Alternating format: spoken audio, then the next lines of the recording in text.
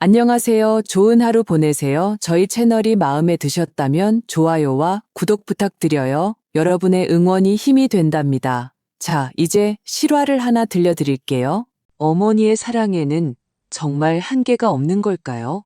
평생을 순두부 가게에 바쳐 고생 끝에 딸을 재벌가에 시집 보낸 후 그녀가 받은 것이라고는 차가운 반쪽짜리 생선 대가리뿐이었습니다.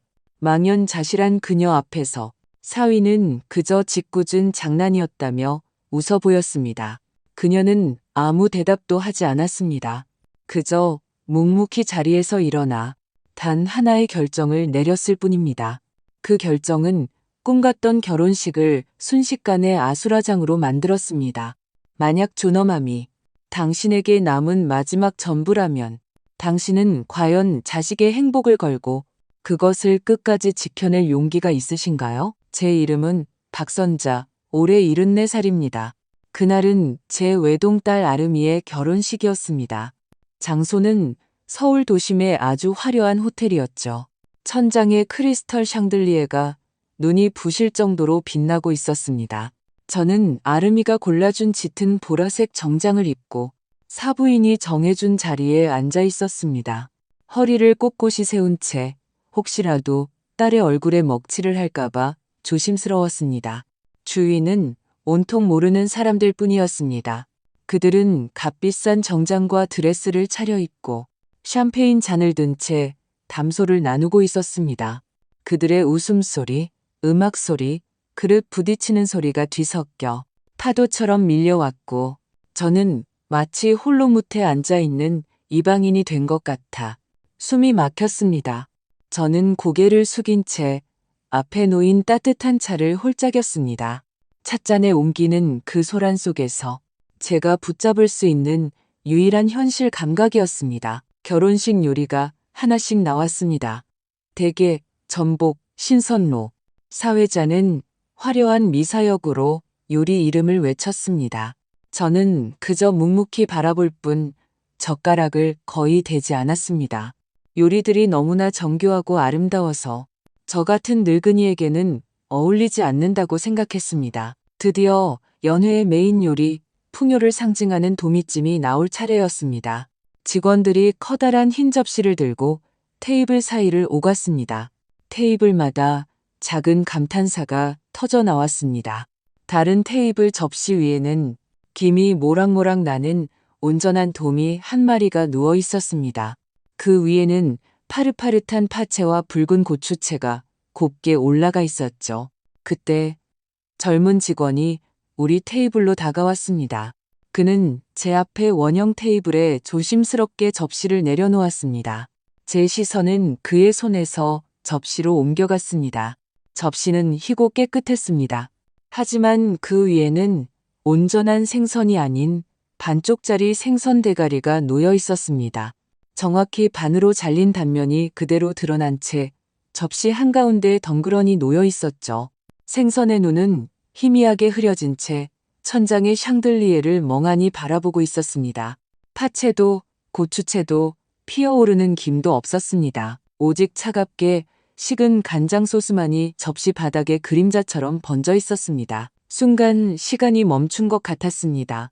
주변의 웃음소리가 두꺼운 유리창 너머처럼 아득하게 멀어졌습니다. 귀에서는 윙윙거리는 소리가 들리기 시작했습니다. 젓가락을 쥔 손이 허공에서 굳었고 손끝이 차갑게 식어갔습니다. 저는 그 반쪽짜리 생선 대가리를 보았고 그것 또한 저를 보는 것 같았습니다. 그때 메인 테이블에 앉아있던 사위 민준이 웃으며 제 쪽으로 몸을 기울였습니다. 그는 오늘 무척이나 멋졌습니다. 말끔한 정장에 머리는 윤기나게 빗어 넘겼죠. 그의 미소는 TV 속 연예인처럼 완벽했습니다. 그는 목소리를 낮추고 가벼운 어조로 제게 말했습니다. 어머니, 이 게임 재밌죠? 아름이랑 호텔 측에 특별히 부탁해서 준비한 서프라이즈 게임이에요. 서프라이즈 게임. 그 두 단어는 가늘고 뾰족한 바늘이 되어 제 심장을 깊숙이 찔렀습니다. 고통은 느껴지지 않았습니다. 다만 심장 가장 깊은 곳에서부터 한기가 서서히 피어올라 온몸으로 퍼져나가는 것을 느꼈을 뿐입니다. 저는 고개를 들어 제 딸 아름이를 보았습니다. 아름이는 민준의 옆에서 순백의 웨딩드레스를 입고 공주처럼 아름답게 앉아 있었습니다. 제 시선을 느꼈는지 아름이는 제 쪽을 흘끗 보더니 이내 눈을 피했습니다. 그리고는 옆에 앉은 시어머니, 즉 제 사부인을 향해 비위를 맞추는 듯한 미소를 지었습니다. 그녀는 반박하지도 해명하지도 심지어 미안한 기색조차 내비치지 않았습니다. 그 순간 제 마음속 무언가가 산산조각 났습니다. 소리조차 없이 아주 철저하게 저는 천천히 손에 든 젓가락을 내려놓았습니다. 아무것도 먹지 않았지만 냅킨으로 입가를 닦았습니다. 그리고 아주 느리고 침착한 동작으로 자리에서 일어났습니다.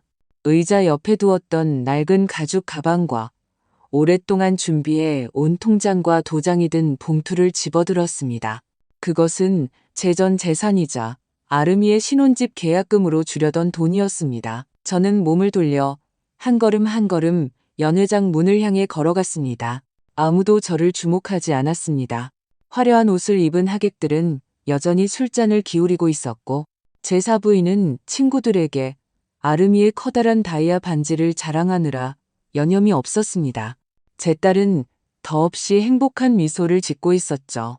저는 마치 투명 인간처럼 그들의 세상 속을 조용히 빠져나왔습니다. 호텔의 휘황찬란한 로비로 나와 저는 구석 소파에 앉았습니다.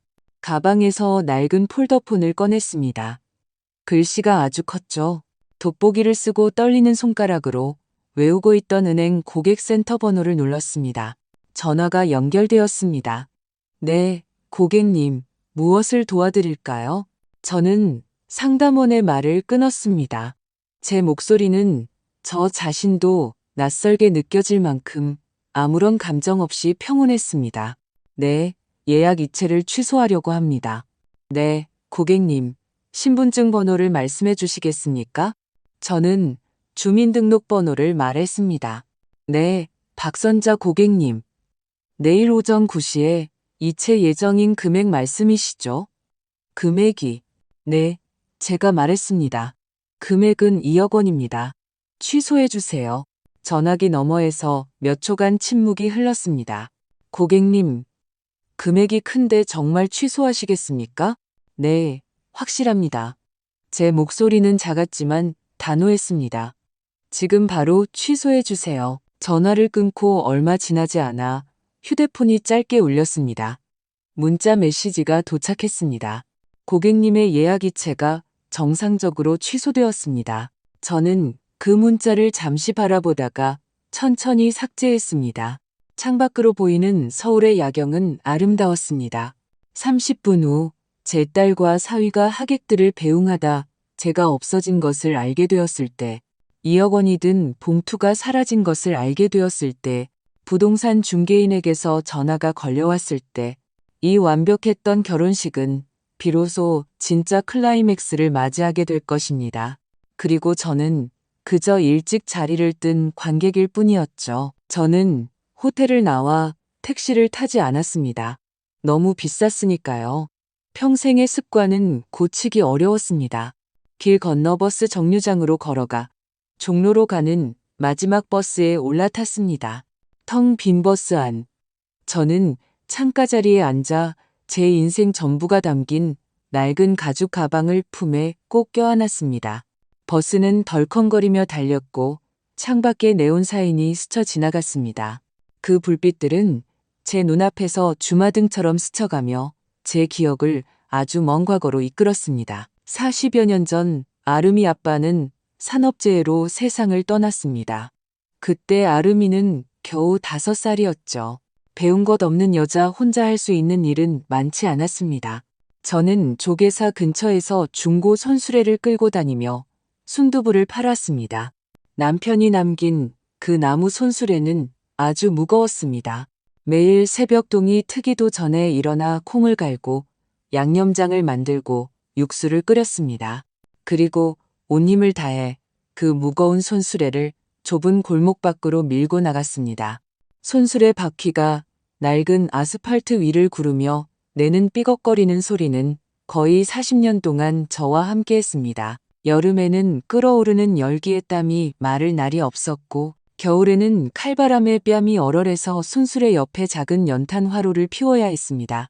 제 두 손은 그 세월 동안 순두부의 뜨거운 김에 데이고, 겨울의 찬바람에 갈라져 거칠고 못생기게 변했습니다. 하지만 힘들지 않았습니다. 하루 장사를 마치고 땀에 젖은 꼬깃꼬깃한 지폐와 동전을 세는 것이 가장 큰 기쁨이었습니다. 그 돈으로 시장에 가서 작은 삼겹살 한 덩이를 사와 맛있게 구워주면 아름이는 세상에서 가장 행복한 얼굴로 밥을 먹었습니다. 아름이는 착하고 속이 깊은 아이였습니다. 새 장난감이나 새 옷을 사달라고 조른 적이 한 번도 없었죠. 학교가 끝나면 제 가게 옆에 와서 작은 의자에 앉아 얌전히 숙제를 했습니다. 가끔 제 손을 보며 작은 목소리로 말하곤 했습니다. 엄마, 손이 왜 이렇게 쭈글쭈글해? 저는 항상 웃으며 대답했습니다. 바보야, 이건 세월의 흔적이란다. 그 시절 아름이의 얼굴에는 항상 맑은 미소가 걸려 있었습니다. 한 번은 비가 억수같이 쏟아지던 날이었습니다. 우리 모녀는 작은 천막 아래 웅크리고 있었죠. 아름이는 비에 젖어 엉망이 된 제 모습을 보더니 아주 진지하게 말했습니다. 엄마, 내가 나중에 커서 꼭 돈 많이 벌어서 크고 좋은 집 사줄게. 난방도 되고 에어컨도 있는 집 말이야. 그럼 엄마가 춥지도 덥지도 않을 거 아니야. 그 말을 듣고 마음이 따뜻해졌습니다. 저는 아름이의 머리를 쓰다듬으며 웃었습니다. 그래, 엄마가 기다릴게. 그 큰 집에 대한 약속은 작은 씨앗처럼 그때부터 제 마음속에 뿌리를 내렸습니다. 그 꿈을 위해 아름이가 이 축축하고 어두운 골목을 벗어날 수만 있다면 저는 무엇이든 할 수 있었습니다. 사람들은 가난한 집 아이가 성공하려면 공부밖에 길이 없다고 했습니다. 아름이는 기특하게도 공부를 아주 잘했습니다. 초등학교부터 중학교까지 벽에는 온통 아름이의 상장이 가득했습니다. 저는 그 상장들을 보며 하루 종일 돈을 번 것보다 더 행복했습니다. 모든 고생이 보상받는 기분이었죠. 중학교를 졸업하던 해 아름이는 영어 학원에 다니고 싶다고 했습니다. 요즘 시대에 영어를 못하면 경쟁력이 없다고요. 학원비는 엄청나게 비쌌습니다. 제가 하룻밤 꼬박 순두부를 팔아도 1시간 수업료도 되지 않았죠. 며칠을 망설였습니다. 그 손수레는 제 유일한 생계수단이자 남편에 대한 마지막 기억이었으니까요. 하지만 간절함이 가득한 아름이의 눈빛을 보니 마음이 약해졌습니다. 하늘에 있는 남편도 분명 저를 응원해 줄 거라 생각했습니다. 결국 저는 10수년간 저와 함께했던 순두부 손수레를 시장의 다른 상인에게 팔았습니다. 돈을 손에 쥐었을 때 마음 한구석이 텅 비어버린 것 같았습니다. 제 일부를 함께 팔아버린 기분이었죠. 하지만 아름이에게 학원비를 건넸을 때 딸의 얼굴에 피어나는 환한 빛을 보고는 모든 것이 옳았다고 생각했습니다. 그날 이후 저는 더 이상 순두부 가게 주인이 아니었습니다. 식당 설거지, 공사장 청소, 전단지 배포 등 돈이 되는 일이라면 아무리 힘들고 더러운 일이라도 마다하지 않았습니다. 저는 그저 묵묵히 앞만 보고 걸어가는 늙은 소와 같았습니다. 저는 어려운 이치는 모릅니다. 다만 제 딸이 햇빛 아래서 당당하게 걸을 수 있게 해주고 싶다는 것 하나만 알았습니다. 저는 제가 딸을 계속해서 위로, 더 높고 밝은 곳으로 밀어 올리면 우리 모녀가 좋은 날을 맞이할 수 있을 거라고 믿었습니다. 단 한 번도 생각해보지 못했습니다. 딸이 정말로 그 햇살 가득한 곳에 도착했을 때 뒤를 돌아보며 여전히 어두운 골목에 남아있는 저를 얼마나 눈엣 가시처럼 여기게 될지를요. 종로역입니다. 종로역입니다. 버스 기사님의 안내방송이 저를 길고 긴 회상에서 깨웠습니다. 버스에서 내리니 찬 바람이 불어왔고 그제야 제 얼굴이 눈물로 흠뻑 젖어 있다는 것을 깨달았습니다. 정류장에서 낡은 아파트까지는 긴 시장 골목을 지나야 했습니다. 50년 가까이 걸어온 길입니다. 젊었을 때는 활기차고 생명력 넘친다고 생각했던 이 길이 늙고 나니 시끄럽고 어지럽게 느껴졌습니다. 저는 천천히 걸으며 아름이에 대한 생각을 이어갔습니다. 아름이가 서울의 명문대에 합격했을 때 저는 너무 기뻐서 며칠 밤을 설쳤습니다.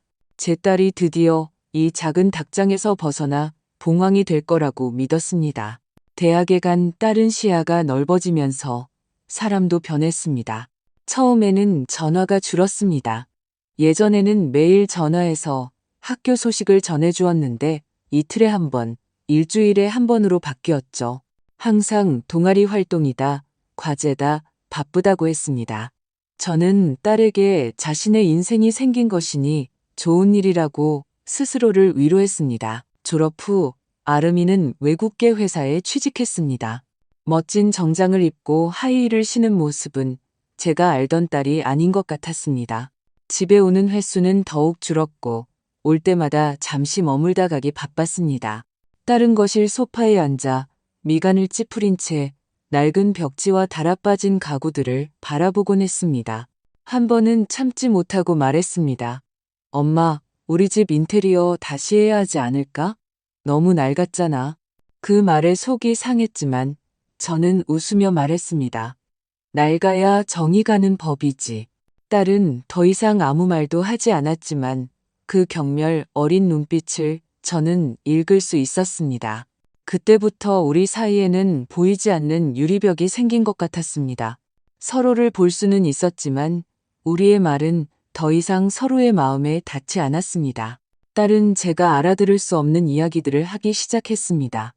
애프터눈 티, 해외여행, 미쉐린 레스토랑 같은 것들이요. 일본으로 눈 구경을 가고 프랑스에서 명품 가방을 샀다고 했습니다. 저는 TV에서나 보던 곳들이었죠. 처음으로 남자친구, 즉 민준을 집에 데려왔을 때 저는 새벽부터 시장에 나가 가장 신선한 생선과 좋은 고기를 사왔습니다. 하루 종일 분주하게 움직여 한 상 가득 음식을 차렸죠. 민준은 아주 반듯한 청년이었습니다. 깔끔한 셔츠 차림의 말투도 예의 발랐습니다. 그가 사온 선물은 백화점 포장지에 담긴 과일이었는데 하나하나가 가짜처럼 크고 반짝였습니다.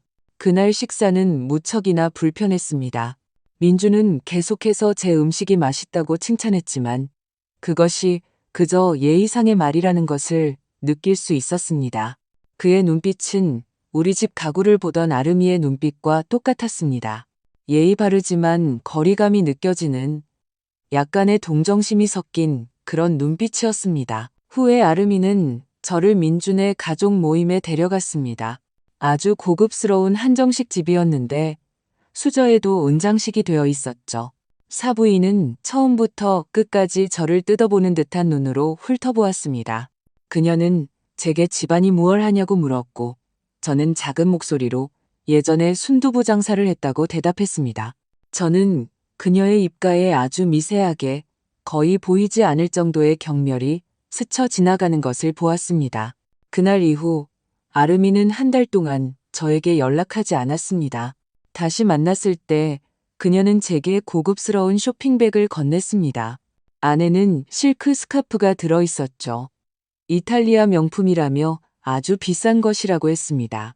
스카프는 부드럽고 색깔도 고왔지만 손에 쥐니 너무나 무겁게 느껴졌습니다. 저는 그것을 옷장 가장 깊은 곳에 넣어두고 한 번도 꺼내지 않았습니다. 제 거친 손에 올이 나갈까봐, 제 몸에 밴 음식 냄새가 벨까봐 두려웠습니다. 그 스카프는 지금의 아름이가 속한 세상과 같았습니다. 아름답지만 저와는 아무런 관련이 없었죠. 반년 전 아름이와 민주는 결혼을 결정했습니다. 그들은 제게 강남에 신혼집을 구하고 싶은데 계약금이 2억 원 부족하다고 했습니다. 아름이는 어릴 때처럼 제 손을 잡고 말했습니다. 엄마, 이 낡은 아파트 팔고 엄마 노후 자금 전부 합쳐서 우리 계약금 먼저 내주면 안 될까? 우리가 자리 잡으면 엄마 모시고 와서 같이 살게. 그때는 이런 낡고 허름한 곳에서 안 살아도 돼. 저는 기대로 가득 찬 딸의 얼굴을 보았습니다. 모시고 와서 같이 살겠다는 그 약속을 들었습니다. 40년 전 빗속에서 제게 큰 집을 사주겠다던 어린 소녀의 모습이 떠올랐습니다. 마음이 약해졌습니다. 저는 이것이 마지막이라고, 내가 가진 전부를 다 내어주면 엄마로서의 책임은 정말 끝나는 것이라고 스스로에게 말했습니다. 저는 승낙했습니다.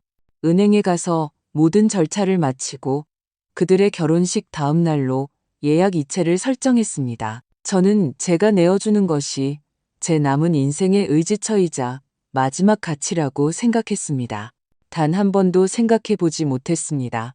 그들의 눈에는 그것이 그저 강남의 고급 아파트에 입주하기 위한 입장권에 불과했을지도 모른다는 것을요. 여기까지 이야기하니 마음이 다시 무거워집니다.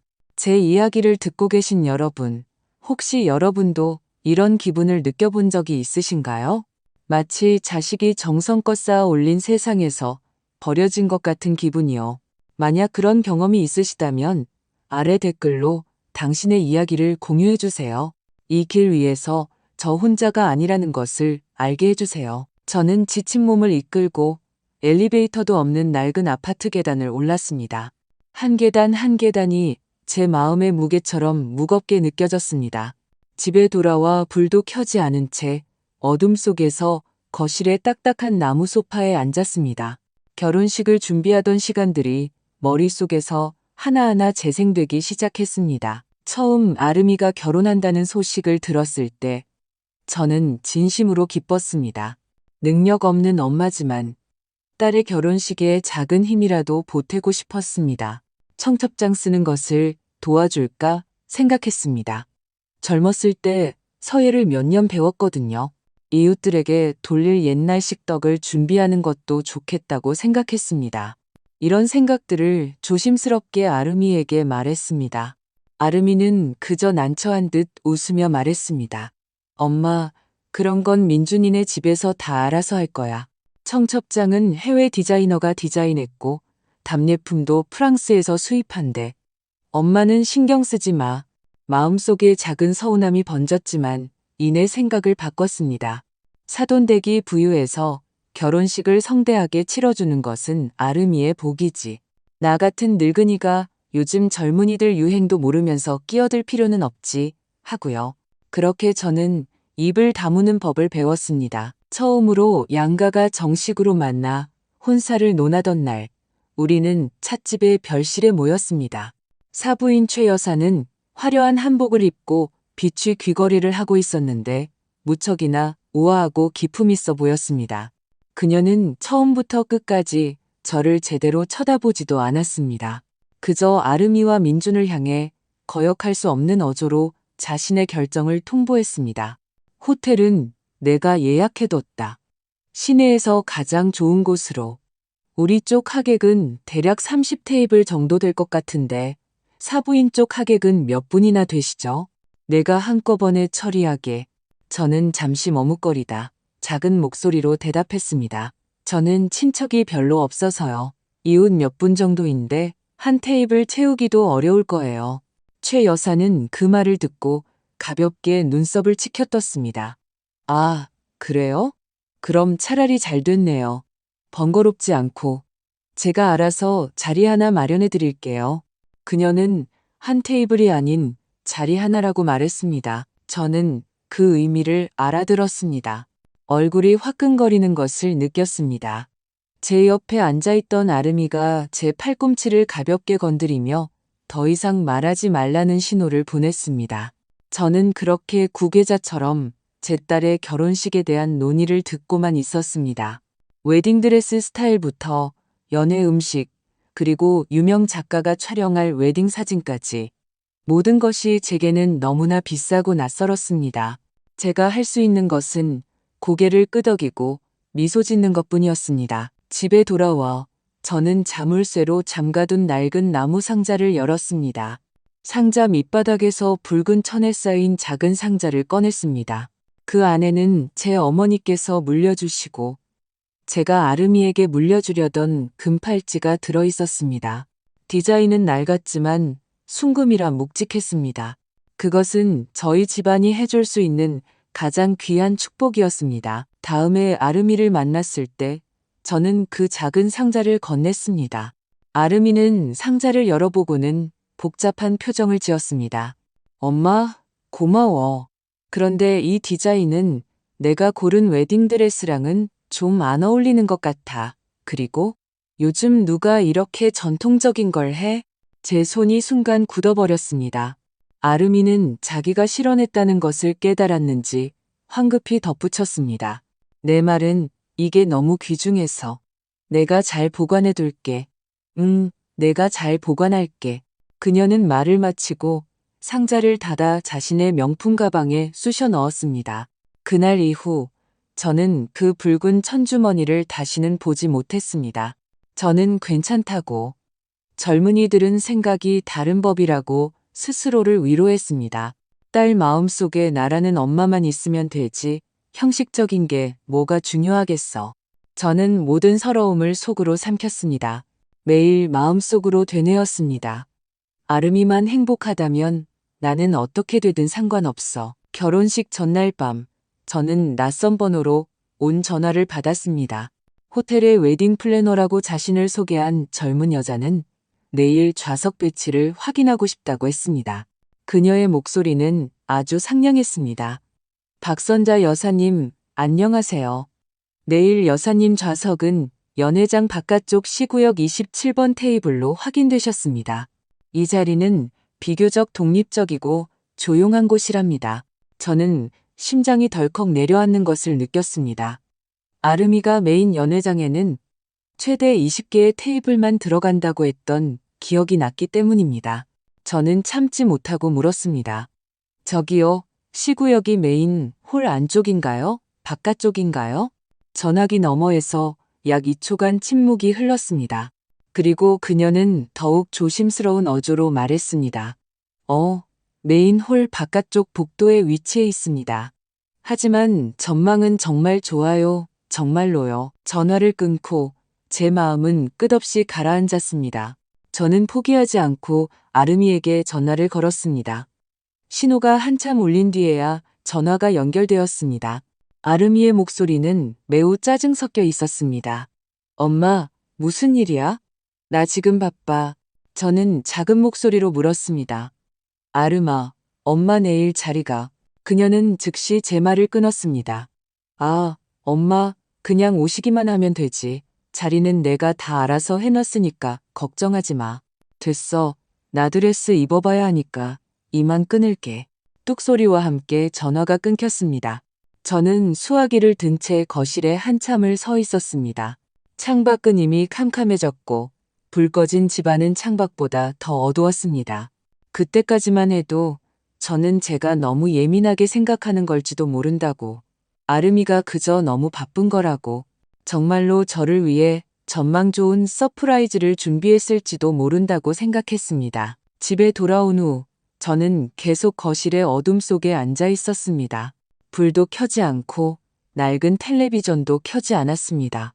그저 수십 년 사용해 쿠션이 꺼진 나무 소파의 등을 기댄 채 생명 없는 조각상처럼 앉아 있었습니다. 시간은 아주 느리게 흐르는 것 같았습니다. 제 가슴 속 지친 심장의 고동 소리가 선명하게 들릴 정도였죠. 그러면서도 아주 빠르게 흐르는 것 같았습니다.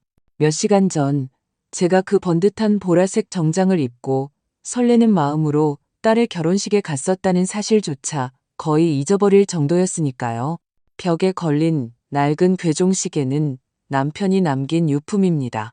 초침이 규칙적으로 움직이며 내는 째깍째깍 소리는 고요한 집 안에서 제 유일한 벗이 되어주었습니다. 그 소리는 무언가를 세는 것 같기도, 제게 무언가를 일깨워주는 것 같기도 했습니다. 얼마나 오래 앉아 있었는지 모르겠습니다. 1시간일 수도 2시간일 수도 있었죠.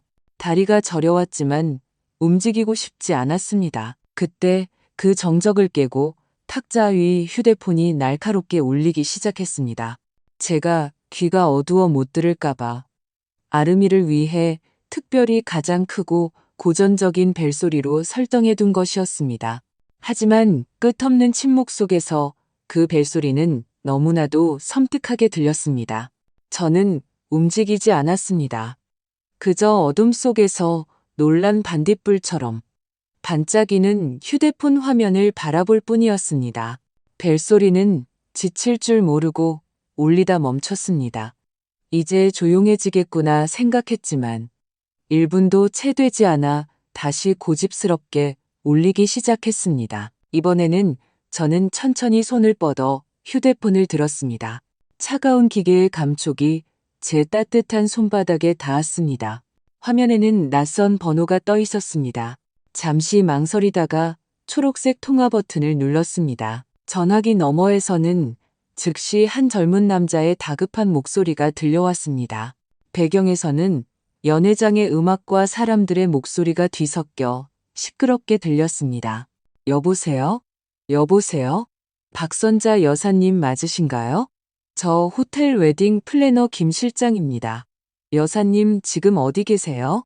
신랑 신부님이 애타게 찾고 계십니다. 그의 말은 기차를 쫓듯 빨랐습니다. 제 목이 잠겨 있었습니다. 목을 가다듬고 나서야 제 목소리를 찾을 수 있었습니다. 다른 사람의 이야기를 하듯 아주 평온하게 집에 왔어요. 집에요? 그는 충격을 받은 듯 목소리가 한 톤 높아졌습니다. 어떻게 집에 가셨어요? 아직 연애도 안 끝났는데. 여사님, 그 신랑 신부님이 드리려던 봉투 말인데요. 혹시 실수로 같이 가져가신 건 아닌가요?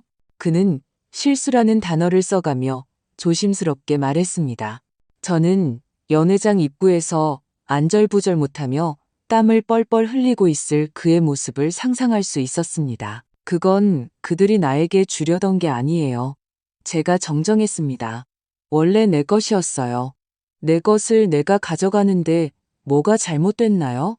제 반문에 김 실장은 완전히 할 말을 잃었습니다. 전화기 너머에서는 하지만 하는 중얼거림만 들려왔습니다. 아마 그는 경력 내내 이렇게 난감한 상황은 처음 겪어봤을 겁니다. 저는 그가 다음 말을 생각해내길 기다리지 않고 조용히 통화 종료 버튼을 눌렀습니다. 세상은 다시 조용해졌습니다. 하지만 그 고요함은 순간이었습니다. 제 휴대폰은 마치 마법에 걸린 듯 미친 듯이 진동하기 시작했습니다. 화면이 계속해서 켜졌습니다. 이번에는 제가 어렴풋이 기억하지만 그리 친하지는 않은 이름들이 발신자로 표시되었습니다. 지방에 사는 경조사가 있을 때나 겨우 연락하던 먼 친척들이었습니다. 저는 하나도 받지 않았습니다. 그들이 무슨 말을 하고 싶은지 짐작할 수 있었기 때문입니다. 그들은 제 안부를 묻거나 제가 힘든지 묻지 않을 것입니다. 그저 동정하는 척하면서도 흥분된 어조로 그 재벌가 결혼식에서 대체 무슨 엄청난 스캔들이 터졌는지 캐물을 뿐이겠지요. 저는 그들의 안주거리가 되고 싶지 않았습니다. 그래서 아예 휴대폰을 무음으로 바꿔버렸습니다. 저는 그렇게 어둠 속에 앉아 그 작은 화면이 반복해서 켜졌다 꺼지는 것을 지켜보았습니다. 마치 죽어가는 심장이 마지막 헛된 박동을 하는 것처럼요. 마침내 제가 가장 잘 알고 동시에 이 순간 가장 두려운 번호가 화면에 떠올랐습니다. 아름이. 제 심장은 속절없이 철렁 내려앉았습니다. 저는 그 두 글자를 한참 동안 바라보았습니다.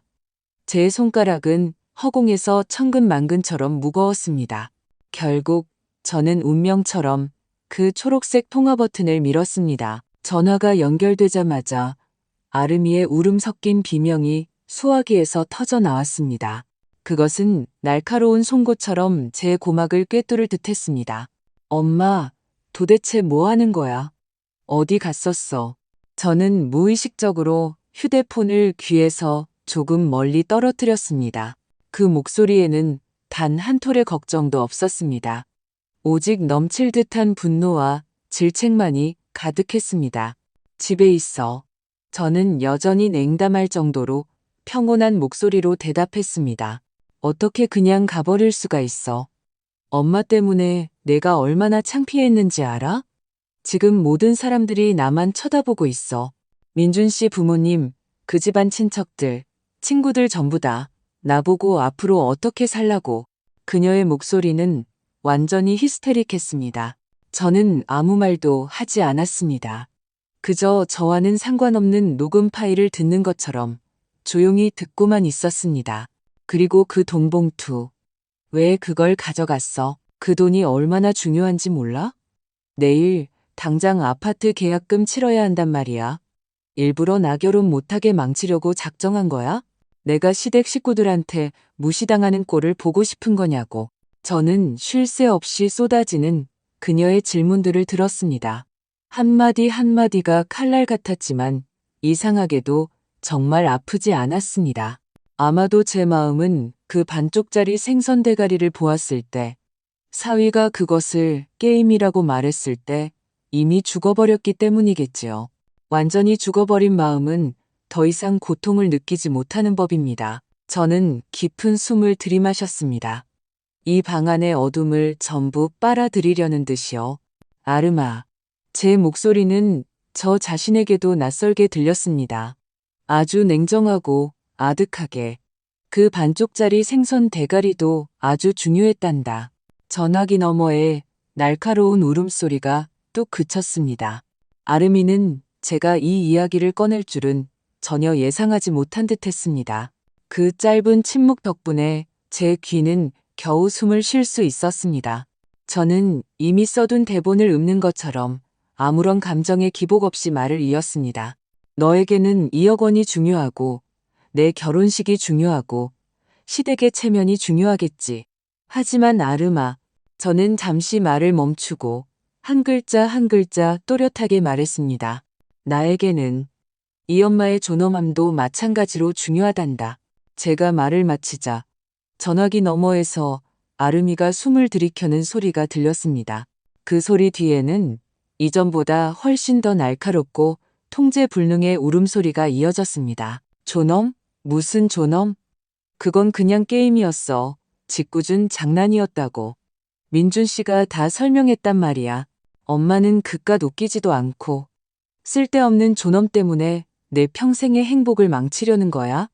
어떻게 그렇게 이기적일 수가 있어. 웃기지도 않고 쓸데없는 존엄. 제 딸의 눈에는 제가 평생을 조심스럽고 초라하게 지켜온 것이 그렇게 하찮은 것이었군요. 그 순간 저는 갑자기 너무나 피곤해졌습니다. 뼛속 깊은 곳에서, 영혼 깊은 곳에서부터 밀려오는 완전한 피로감이었습니다. 저는 더 이상 그녀와 논쟁하고 싶지 않았습니다. 우리가 이미 같은 세상에 살고 있지 않다는 것을 알았기 때문입니다. 우리는 같은 언어를 사용하고 있었지만 영원히 소통할 수 없었습니다. 저는 더 이상 그녀의 말을 단 한마디도 듣고 싶지 않았습니다. 그래서 평생 막노동을 해서 주름으로 가득한 제 손가락을 뻗어 조용하지만 단호하게 그 빨간색 통화 종료 버튼을 눌렀습니다. 온 세상이 드디어 정말로 완전히 조용해졌습니다. 저는 휴대폰 전원을 끄고 소파 다른 쪽으로 아무렇게나 던져버렸습니다. 마치 저와 상관없는 소음내는 상자를 던지듯이요. 저는 일어나 천천히 부엌으로 걸어가 찬장에서 깨끗한 유리컵을 꺼내 오래된 보리차를 한 잔 따랐습니다. 차가운 물이 목을 타고 위장으로 흘러 들어갔고 텅 비어버린 제 마음속으로도 흘러 들어가는 것 같았습니다. 그제야 저는 깨달았습니다. 제 손이 처음부터 끝까지 한 번도 떨리지 않았다는 것을요. 전화를 끊은 후 집안은 다시 숨막히는 정적에 휩싸였습니다. 저는 어둠 속에서 한참을 더 앉아 있었습니다. 방금 그 전화 통화로 온몸의 기운이 다 빠져나간 것 같았죠. 일어나 불을 켤 기력조차 없었습니다. 평생을 살아온 이 낡은 집도 이 순간 제 슬픔을 함께 느끼는 것 같았습니다. 날씨 변화에 낡은 마룻바닥이 미세하게 삐걱거리는 소리가 들렸고 공기 중에는 익숙한 습기와 낡음이 뒤섞인 냄새가 났습니다. 예전에는 이 집이 너무 좁고 낡았다고 생각했지만 이 순간만큼은 이 작고 허름한 껍데기만이 저처럼 낡아빠진 영혼을 품어줄 수 있을 것 같았습니다. 구석에 먼지 쌓인 종이 상자가 놓여 있었습니다. 저는 다가가 그것을 거실 중앙으로 옮겨와 열었습니다. 안에는 아름이의 어릴 적 앨범이 들어 있었습니다. 창밖으로 들어오는 희미한 가로등 불빛에 의지해 저는 한 장 한 장 천천히 앨범을 넘겼습니다. 첫 장은 갓 태어난 아름이가 제 품에 안겨 있는 사진이었습니다. 작고 빨갛고 마치 작은 원숭이 같았죠. 다음은 유치원에 다니며 앞치마를 두르고 듬성듬성 난 이를 보이며 웃는 모습. 그리고 초등학교 운동회에서 달리기 1등을 하고 가슴에 자랑스럽게 메달을 건 모습. 사진 속의 그녀는 한 장 한 장이 모두 그렇게 행복하고 찬란하게 웃고 있었습니다. 그녀의 눈에는 별이 밝혀 있었죠. 그때 그녀의 세상은 아주 작았습니다. 저와 이 집, 그리고 아래층의 시끄러운 시장뿐이었죠. 하지만 그녀의 세상은 따뜻했습니다. 언제부터 변하기 시작했을까요? 대학에 합격해 집을 나가 살기 시작했을 때부터일까요? 아니면 민준을 만나 다른 세상의 화려함을 알게 된 후부터일까요? 앨범을 넘기던 제 손이 멈췄습니다. 뒤로 갈수록 아름이의 미소는 점점 더 정교해지고 형식적으로 변해 있었습니다. 그녀는 화장하는 법을 배우고 가장 예쁘게 나오는 각도로 카메라를 마주하는 법을 배웠습니다. 하지만 그녀 눈 속의 빛은 조금씩 꺼져가는 것 같았습니다. 엄마인 제가 너무 둔했던 걸까요? 아니면 제가 계속해서 현실을 외면하고 있었던 걸까요? 제가 생각에 잠겨 있을 때 문 밖에서 갑자기 조용한 노크 소리가 들렸습니다. 똑똑똑. 이렇게 늦은 시간에 누구지? 제 심장이 쿵 내려앉았습니다. 설마 아름이인가? 저는 망설이며 문가로 다가가 문구멍으로 밖을 내다보았습니다. 문 밖에는 아름이가 아닌 옆 골목에 살며 40년 넘게 알고 지낸 오랜 친구 영숙이가 서 있었습니다. 영숙이와 저는 젊었을 때 조개사 근처에서 함께 장사를 했습니다. 저는 순두부를, 그녀는 빈대떡을 팔았죠. 우리는 함께 아이들을 키우고 함께 젊은 시절을 버텨낸 동고동락한 자매였습니다. 문을 열자 영숙이는 보온병을 들고 서 있었습니다. 그녀는 저를 보며 아무것도 묻지 않았습니다. 그저 제 퉁퉁 부은 눈과 어두컴컴한 집안을 묵묵히 바라볼 뿐이었습니다. 그리고는 한숨을 쉬며 말했습니다. 그럴 줄 알았어. 너 분명 저녁도 안 먹었을 거야. 그녀는 집으로 들어와 익숙하게 불을 켜고 저를 식탁에 앉혔습니다. 그리고 가져온 보온병을 열었습니다. 따뜻하고 달콤한 향기가 순식간에 퍼져나갔습니다. 단팥죽이었습니다. 그녀가 직접 쏘아온 팥이 부드럽게 뭉그러져 입에서 살살 녹는 그런 단팥죽이었습니다. 얼른 먹어. 아직 따뜻해. 그녀는 제 손에 숟가락을 쥐어주었습니다.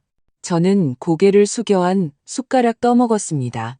따뜻하고 달콤한 죽이 목구멍으로 넘어가자 온기가 순식간에 온몸으로 퍼졌습니다. 눈시울이 금세 뜨거워졌습니다. 우리 둘은 그렇게 조용히 앉아 있었습니다. 그녀는 제가 먹는 것을 보고 저는 묵묵히 먹었습니다. 누구도 결혼식 이야기를, 아름이 이야기를 꺼내지 않았습니다. 하지만 우리 둘 다 알고 있었습니다. 그녀가 분명 무슨 소식을 듣고 저를 걱정해서 이 늦은 시간에 일부러 찾아왔다는 것을요. 단팥죽 한 그릇이 금세 비워졌습니다. 위가 따뜻해지니 마음도 조금은 따뜻해지는 것 같았습니다.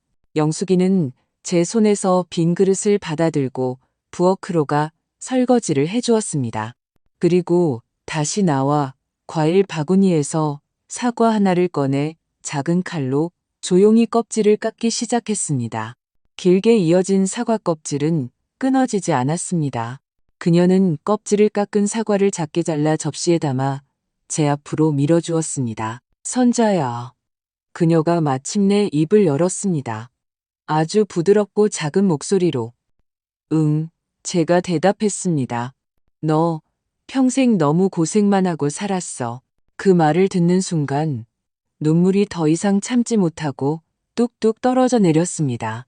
그 말은 어떤 위로보다, 어떤 조언보다도 제 마음 가장 부드러운 곳을 찔렀습니다. 영숙이는 휴지를 건네는 대신 자신의 거친 손을 뻗어 제 손등을 가볍게 토닥여 주었습니다. 자식들 크면 다 자기 생각만 하는 거야. 우리 늙은이들이 어떻게 할 수가 없어. 그녀는 잠시 말을 멈추고 다시 말했습니다. 너 잘못한 거 하나도 없어. 정말이야. 마지막으로 그녀는 자리에서 일어나 떠날 채비를 했습니다. 문가에 이르러 그녀는 뒤를 돌아보며 아주 진지하게 말했습니다. 선자야, 너 아름이 위해서 반평생 넘게 살았잖아. 이제는 너 자신을 위해서 좀 생각해. 영숙이를 보내고. 저는 다시 거실에 한참을 앉아 있었습니다. 그녀가 마지막에 했던 말을 생각했습니다. 이제는 너 자신을 위해서 좀 생각해. 그 말은 작은 돌멩이처럼 고인물 같던 제 마음에 던져져 작은 파문을 일으켰습니다. 저는 단 한 번도 진정으로 저 자신을 위해 생각해 본 적이 없는 것 같았습니다. 그날 밤 저는 편히 잠들지 못했습니다. 수십 년 만에 처음으로 잠들기 전에 아름이가 밥은 잘 먹었는지 옷은 따뜻하게 입었는지 걱정하지 않았습니다. 제 머릿속에는 온통 영숙이의 그 말만이 맴돌았습니다. 동이 틀 무렵 저는 잠에서 깼습니다. 평소처럼 침대에 누워 멍하니 있지 않고 바로 일어나 부엌으로 가 따끈한 흰죽을 끓였습니다. 어제 영숙이가 가져다 준 밑반찬과 함께 천천히 먹었습니다. 수십 년 만에 처음으로 오직 저 자신만을 위해 만든 아침 식사였습니다. 제가 막 설거지를 마쳤을 때 문 밖에서 다급하고 거친 문 두드리는 소리가 들렸습니다. 노크라기보다는 문을 부수는 소리에 가까웠죠. 제 심장이 쿵 내려앉았습니다. 그들이 왔구나. 저는 문가로 다가가 심호흡을 한 뒤 문을 열었습니다. 문 밖에는 아름이와 민준이 서 있었습니다. 아름이의 눈은 밤새 잠을 못 잔 듯 붉게 부어 있었고 얼굴의 화장은 번져 엉망이었습니다. 값비싼 원피스는 구겨져 있었죠. 그녀 옆에 서 있는 민준은 얼굴이 굳어 있었고 눈에는 억눌린 분노가 가득했습니다. 두 사람은 마치 먹구름처럼 저희 집 문 앞에 희미한 아침 햇살을 모두 가려버렸습니다. 엄마. 아름이는 저를 보자마자 달려들며 날카롭게 소리쳤습니다. 어제 왜 전화를 꺼놨어? 우리가 엄마 찾느라 얼마나 애썼는지 알아?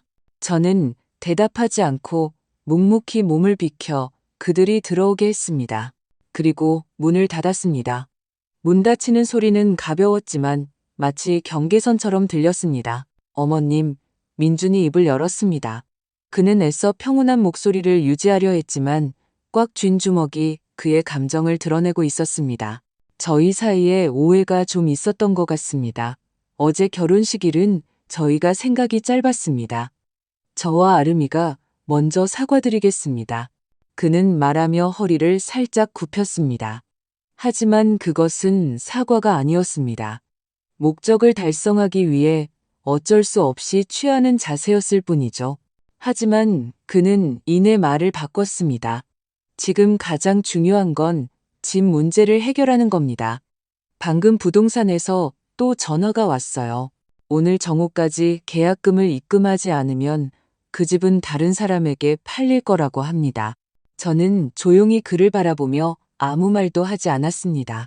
제가 반응이 없자 아름이는 더욱 초조해졌습니다. 그녀는 한 걸음 다가와 제 팔을 붙잡았습니다. 그녀의 힘이 너무 세서 조금 아팠습니다. 엄마, 들었어? 집이 다른 사람한테 팔리게 생겼다고. 우리가 얼마나 힘들게 고른 집인데. 빨리 통장이랑 도장 꺼내. 지금 바로 은행 가면 아직 늦지 않았어. 그녀의 목소리에는 부탁이 아닌 명령만이 가득했습니다. 저는 제 팔을 붙잡은 그녀의 손을 내려다보았습니다. 예쁜 빨간색 매니큐어가 칠해진 손톱이 눈에 거슬렸습니다. 저는 조용히 그녀의 손을 제 팔에서 떼어냈습니다. 그리고 고개를 들어 처음으로 이렇게 평온하게 제 딸을 똑바로 마주 보았습니다. 아름아. 제 목소리는 작았지만 또렷했습니다. 그 돈 못 준다. 아름이의 얼굴이 순식간에 새하얗게 질렸습니다. 그녀는 제 말을 이해하지 못한 것 같기도 제가 그런 말을 할 것이라고는 믿지 못하는 것 같기도 했습니다. 뭐라고? 말했잖니. 저는 한 글자 한 글자 반복했습니다. 그 2억 원은 내 노후 자금이야. 못 준다고. 미쳤어? 아름이가 비명을 질렀습니다. 나한테 약속했잖아. 어떻게 말을 바꿀 수가 있어. 나를 망하게 하려는 거야? 그녀는 울기 시작했습니다. 굵은 눈물방울이 뚝뚝 떨어졌죠. 예전에는 그녀가 울기만 하면 제 마음이 약해지고 항복하곤 했습니다. 그녀가 원하는 것은 무엇이든 다 들어주었죠. 하지만 이번에는 이상하게도 그녀의 눈물을 보아도 마음이 조금도 흔들리지 않았습니다. 거실 탁자 위에 놓인 그녀의 명품 가방이 눈에 들어왔습니다. 저는 이름도 모르는 그 브랜드였죠. 제 시선이 그 위에 머물러 있을 때 갑자기 그녀가 무언가 생각난 듯 앞으로 달려들어 탁자 위에 놓인 제 낡은 가죽 가방을 낚아채려 했습니다. 그녀의 동작이 너무 빨라 저는 반응할 틈도 없었습니다. 아름아, 뭐 하는 거야? 민준이 옆에서 소리쳤지만 아름이는 이미 막무가내였습니다. 그녀는 제 가방을 붙잡고 열려고 했고 저는 무의식적으로 온 힘을 다해 가방을 품에 꼭 껴안았습니다. 우리 모녀는 제가 50년을 살아온 이 낡은 집 거실에서 통장이 든 낡은 가방 하나를 두고 서로 잡아당기고 있었습니다. 얼마나 꼴사납고 얼마나 비참한 모습이었을까요? 통장 내놔. 그녀는 울부짖었습니다. 그 순간 분노와 욕망으로 일그러진 그녀의 얼굴을 보며 저는 눈앞에 이 여자가 너무나 낯설게 느껴졌습니다. 저는 마지막 남은 힘을 다해 그녀의 손에서 가방을 빼앗아 왔습니다. 그리고 뒤로 2걸음 물러나 차가운 벽에 기댄 채 숨을 몰아쉬었습니다. 이 집, 저는 발밑의 바닥을 가리키며 갈라진 목소리로 말했습니다. 이 가방, 이 통장. 저는 잠시 말을 멈추고 그녀의 눈을 보며 한 글자 한 글자 말했습니다. 이게 나라는 늙은이에게 남은 마지막 존엄함이야. 너는 어제 결혼식에서 이미 그 절반을 가져갔어. 이제 남은 절반마저 전부 가져가려는 거니? 아름이는 굳어버렸습니다. 그녀는 아마도 늘 순종적이고 나약했던 엄마의 입에서 이런 말이 나올 줄은 상상도 못했을 겁니다. 집안은 죽음 같은 정적에 휩싸였습니다. 한참 뒤 저는 문가로 다가가 열쇠함에서 예비 열쇠 꾸러미를 꺼냈습니다. 그리고 그것을 아름이의 손에 쥐어주었습니다. 그녀의 손은 얼음장처럼 차가웠습니다. 이 집은 영원히 내 친정이야. 만약 언젠가 네가 엄마를 보러 딸로서 돌아오고 싶다면 이 문은 언제나 너를 위해 열려 있을 거야. 하지만 만약 돈 때문에 온 거라면 오늘부터 이 문턱을 다시는 넘지 마라. 저는 말을 마치고 몸을 돌려 더 이상 그녀를 보지 않았습니다. 그녀의 흐느낌과 민준이 그녀를 달래며 데리고 나가는 소리를 들었습니다. 마지막으로 대문이 열렸다가 조용히 닫히는 소리를 들었습니다. 철컥하는 그 소리가 울렸을 때 저는 무언가가 정말로 다시는 돌아올 수 없게 되었다는 것을 알았습니다. 저는 벽에 기댄 채 천천히 바닥에 주저앉았습니다. 그제야 눈물이 소리 없이 흘러내렸습니다. 여기까지 이야기하니 마음이 여전히 조금 아픕니다. 만약 아직 제 이야기를 듣고 계시고 이 늙은이와 함께 길을 걸어줄 의향이 있으시다면 아래 댓글에 숫자 2를 남겨주세요. 이 길고 외로운 길 위에서 저 혼자가 아니라는 것을 알게 해주세요. 여러분의 동행은 제가 이야기를 끝까지 마칠 수 있는 가장 큰 용기입니다. 그날 이후 아름이와 민주는 다시 나타나지 않았습니다. 제 삶은 갑자기 너무나 조용해졌고 그 고요함이 조금은 어색하게 느껴졌습니다. 쓸데없는 생각을 하지 않기 위해 저는 억지로 집 밖으로 나가기 시작했습니다. 평소처럼 낡은 장바구니를 들고 아래층 시장으로 장을 보러 갔습니다. 수십 년을 다닌 이 시장의 상인들은 거의 모두 저를 알고 있습니다. 예전에는 저를 보면 다들 선자씨, 오늘도 딸 맛있는 거 해주려고 나왔네 하며 반갑게 인사했지만 지금은 분위기가 달라졌습니다. 채소 가게 아주머니는 저를 보고 무언가 말하려다 그저 제 장바구니에 말없이 파두단을 더 넣어주셨습니다. 정육점 총각은 고기를 저울에 달아주면서 시선을 피했고 계산할 때 슬쩍 1,000원을 깎아주었습니다. 시장을 걷고 있으면 등 뒤에서 수많은 눈길이 느껴졌습니다. 결혼식 날 엄청 시끄러웠다며? 그 시댁 너무하네. 사람을 어떻게 보고 불쌍해서 어째 선자씨 딸 하나 저렇게 키워놨더니 그런 속삭임들이 작은 가시가 되어 제 등을 찔렀습니다. 아프지는 않았지만 무척이나 불편했습니다. 저는 제 집안일이 이 작은 시장의 최신 가십거리가 되었다는 것을 알았습니다. 화가 나거나 슬프지는 않았습니다. 그저 사람들의 입방아라는 말이 이 나이가 되어서야 비로소 찐채하게 다가왔을 뿐입니다.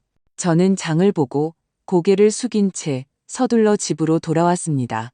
그날 이후 저는 며칠 동안 그 시장에 가지 않았습니다. 저는 이 일이 이렇게 저 혼자만의 침묵 속에서 서서히 잊혀갈 것이라고 생각했습니다.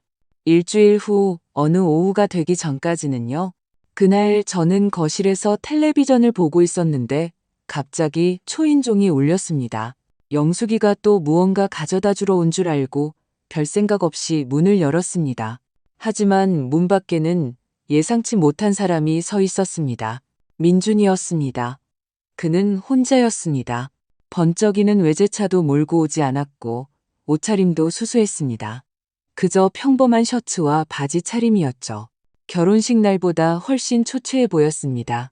머리는 조금 헝클어져 있었고 턱에는 거뭇한 수염 자국이 나 있었습니다. 그는 손에 종이 가방을 들고 조금 불안해 보였습니다. 저는 문 앞에서 어찌할 바를 모르고 멍하니 서 있었습니다. 그는 저를 보고 더욱 긴장한 듯 보였습니다. 그리고는 제게 90도로 깊이 허리를 숙였습니다. 어머님. 그의 목소리는 쉬어 있었습니다. 죄송합니다. 이번에는 그 사과가 진심이라는 것을 느낄 수 있었습니다. 저는 몸을 비켜 그를 집 안으로 들어오게 했습니다. 그는 앉지 않고 거실 중앙에 서서 손에 든 종이 가방을 조심스럽게 탁자 위에 내려놓았습니다. 어머님, 그가 말했습니다. 그날 일은 제가 잘못했습니다. 제가 저희 어머니와 함께 그런 식으로 어머님께 상처를 드리지 말았어야 했습니다. 그는 고개를 들어 저를 보았습니다. 그의 눈에는 후회와 피로가 가득했습니다. 그 반쪽짜리 생선 대가리 게임은 저희 어머니께서 제안하신 거였습니다. 어머님께 기선 제압을 해야 한다고, 우리 집안과 어머님 댁은 격이 다르다는 걸 보여줘야 한다고 하셨습니다. 저는 조용히 듣고 있었습니다. 마음속에 큰 파동은 없었습니다. 사실 다 짐작했던 일이었으니까요. 저는 그때 결혼식 분위기에 취해서 어머니를 기쁘게 해드리고 아름이 체면만 세워주면 된다고 생각했습니다. 어머님의 기분은 생각하지 못했습니다. 제가 정말 쓰레기였습니다. 그는 고개를 숙였습니다. 목소리에는 울음기가 섞여 있었습니다. 그는 그날 이후 집안도 엉망이 되었다고 했습니다. 그의 아버지는 날아간 사업권 때문에 어머니와 대판 싸웠고 그의 어머니는 모든 친척들 앞에서 체면을 구겼다며 모든 잘못을 아름이와 제 탓으로 돌렸다고 합니다. 그리고 아름이는 매일 집에서 울거나 그와 싸우기만 한다고 했습니다. 그가 자기 편을 들어주지 않았다고, 문제를 해결할 능력이 없다고, 그리고 엄마인 제가 너무나 매정하다고 원망한다고 했습니다. 그 집은 결국 계약하지 못했습니다. 그가 말했습니다. 아름이는 제가 모르는 사람처럼 변해버렸습니다. 저는 그의 이야기를 들으며 이 젊은이에 대한 동정심이 조금 솟아나는 것을 느꼈습니다. 그는 아마 나쁜 사람은 아닐 겁니다. 그저 너무 나약했을 뿐이죠. 강한 어머니와 허영심 많은 아내 사이에 끼어 이러지도 저러지도 못하는 어머님. 그가 말하며 탁자 위에 종이 가방을 열었습니다.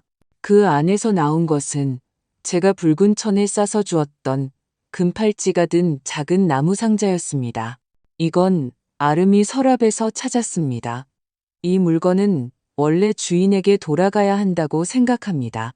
저희는 그의 목소리는 씁쓸함으로 가득했습니다.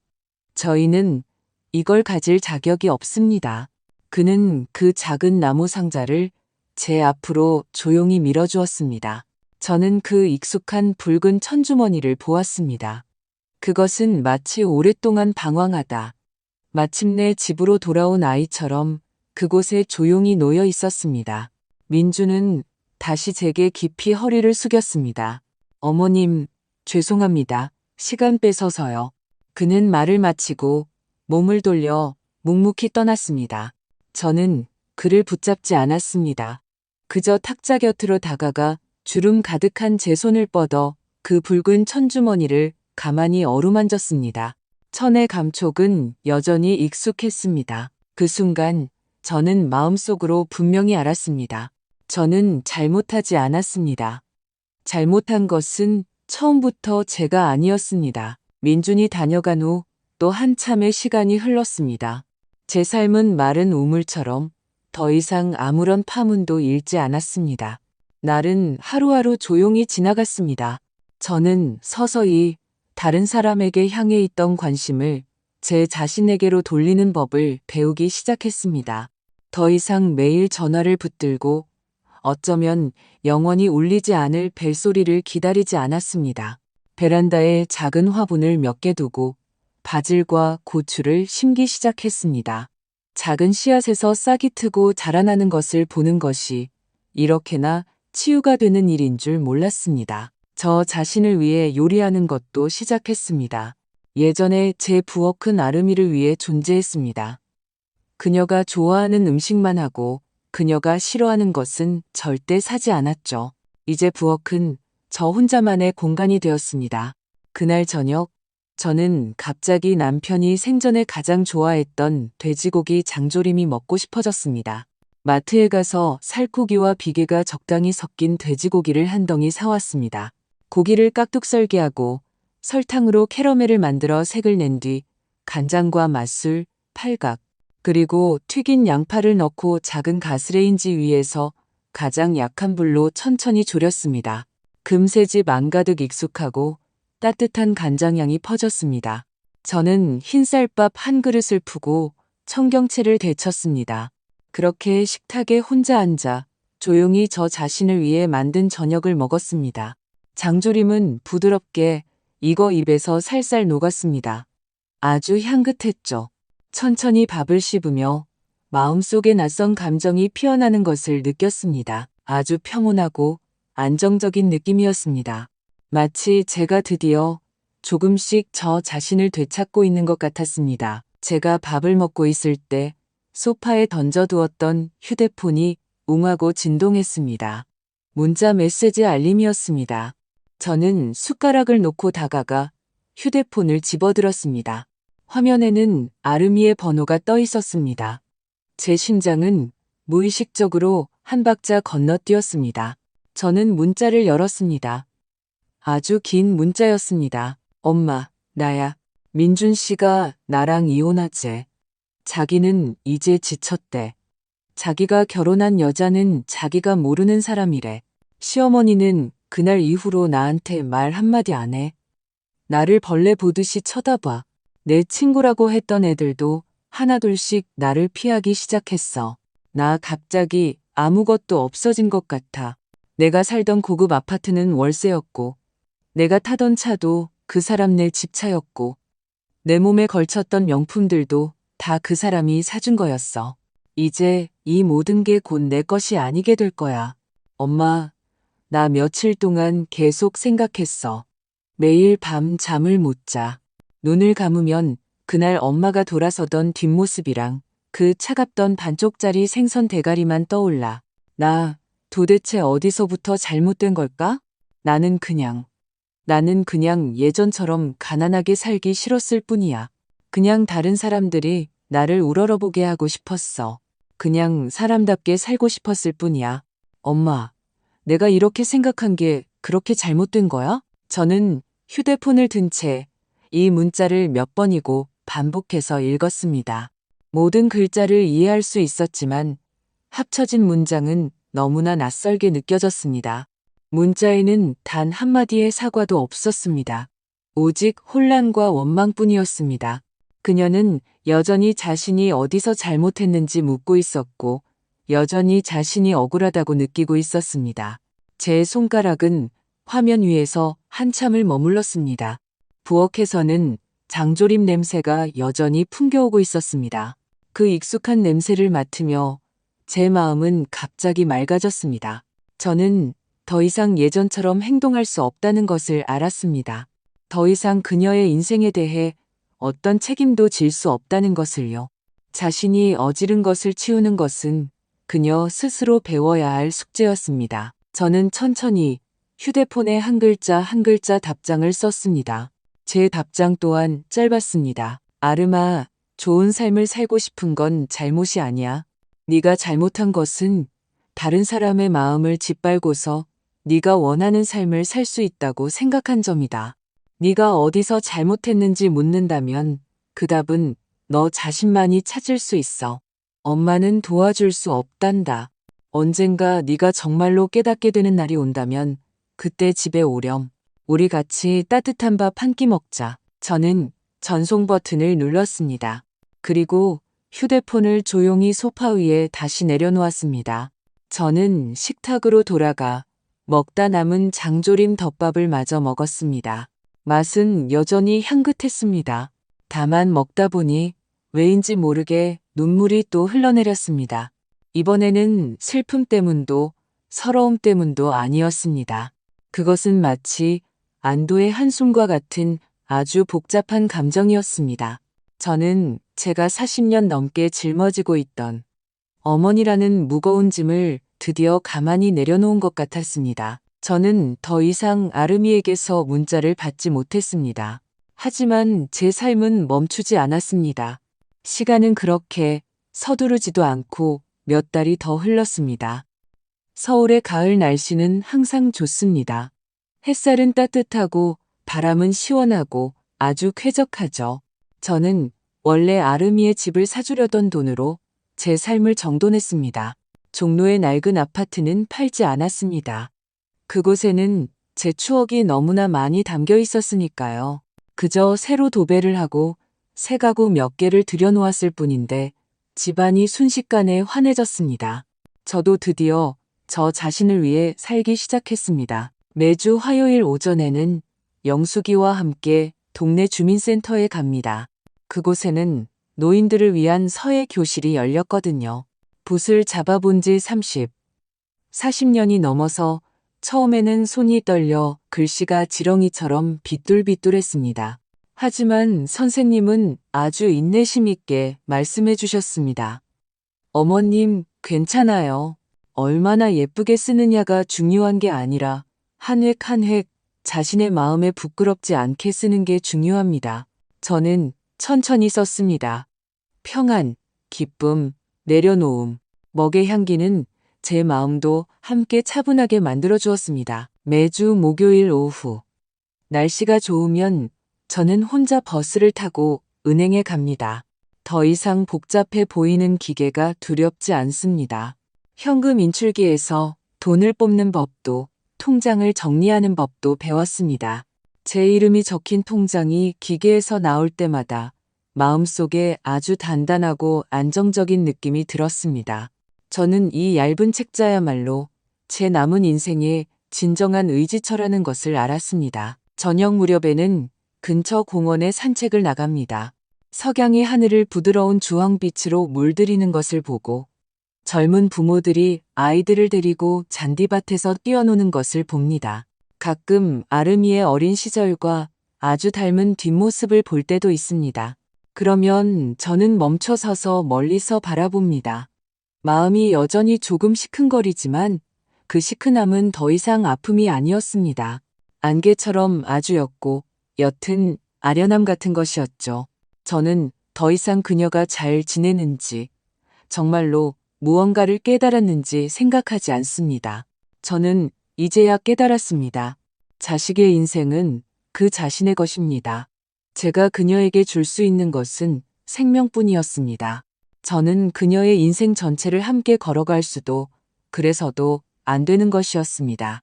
제 인생의 끝까지 함께 걸어갈 수 있는 사람은 오직 저 자신뿐입니다. 오늘 아침 저는 평소처럼 아주 일찍 잠에서 깼습니다. 따뜻한 차 한 잔을 우려내 창가에 앉았습니다. 베란다의 바질 화분은 아주 잘 자라 푸르고 생기가 넘칩니다.